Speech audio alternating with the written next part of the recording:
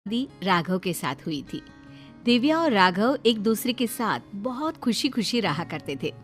दिव्या एक मध्यम वर्गीय परिवार की लड़की थी, लेकिन दिव्या की सास अनीता जी का मायका काफी पैसे वाला था और अनीता जी अपने पैसे वाले मायके की वजह से काफी घमंड भी किया करती थी।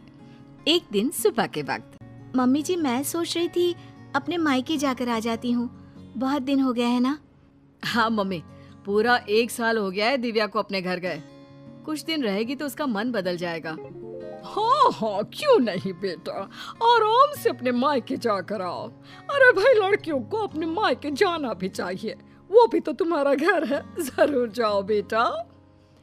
ठीक है दिव्या, मैं 2 दिन बाद की टिकट करवा लेता हूँ, तुम्हें छोड़कर आ जाऊंगा।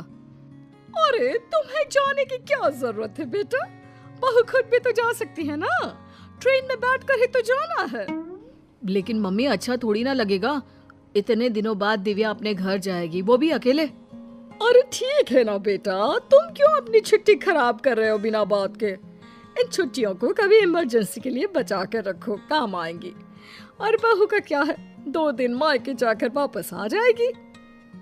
कोई बात नहीं राघव, मम्मी जी ठीक कह रही हैं, बेकार में ही मुझे लाने छोड़ने में आपकी छुट्टियां खराब हो जाएंगी।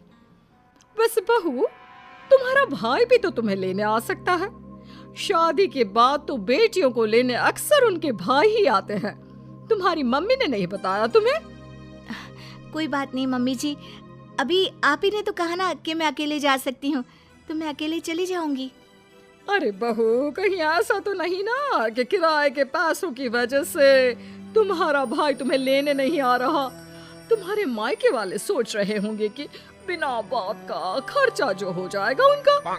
मम्मी, आप दिव्या से ऐसे क्यों कह रही हैं? अरे तो इसमें गलत क्या कह रही हूँ भाई, पैसों की चिंता सबको होती है। नहीं नहीं मम्मी, ऐसी कोई बात नहीं है। मेरे घर वाले मेरे किराए के पैसे तो कम से कम खर्च कर ही सकते हैं। 2 दिन के बाद दिव्या अकेले ही अपने मायके चली जाती है। उसके मायके जाने के बाद, राघव बेटा, तुम्हारी शादी ना हमने गलत घर में कर दी। अब क्या हुआ माँ, दिव्या से कोई शिकायत है क्या आपको? आपने मुझे उसके घर भी नहीं जाने दिया।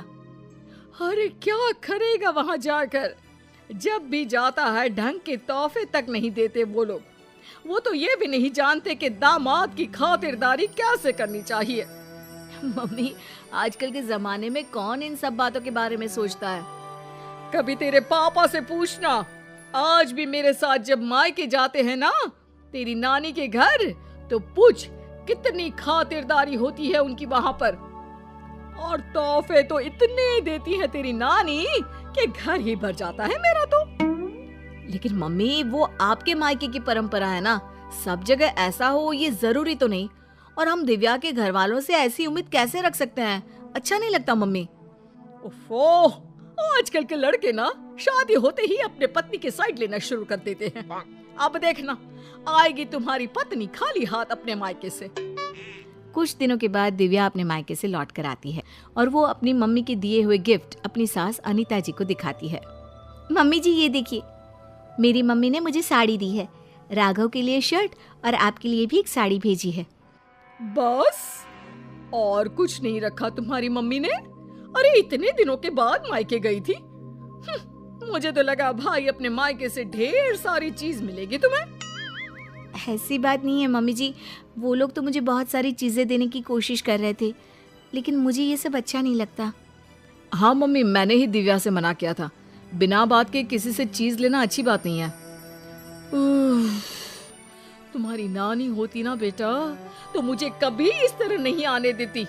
मेरे मायके की तो बात पूछो ही मत, जब भी जाती हूँ इतने सारे गिफ्ट मिलते हैं, क्या बताऊं। बस मुझे तो कभी कुछ खरीदने की नौबत ही नहीं आई।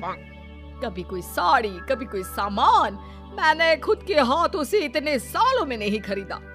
सब कुछ तुम्हारी नानी ने दिया है मुझे। मम्मी, अब वक्त बदल गया है, वो आपका मायका है, दिव्या का परिवार पूरी तरह से अलग है। हाँ मम्मी जी, और वैसे भी सबका परिवार एक जैसा नहीं होता ना, और मुझे मेरे परिवार से कोई शिकायत भी नहीं है। कुछ दिनों के बाद अनीता जी अपने मायके जाती है और जब वहाँ से लौट कर आती है तो बैग भर भर के गिफ्ट लेकर आती हैं। देखो बहू, इसे कहते हैं मायके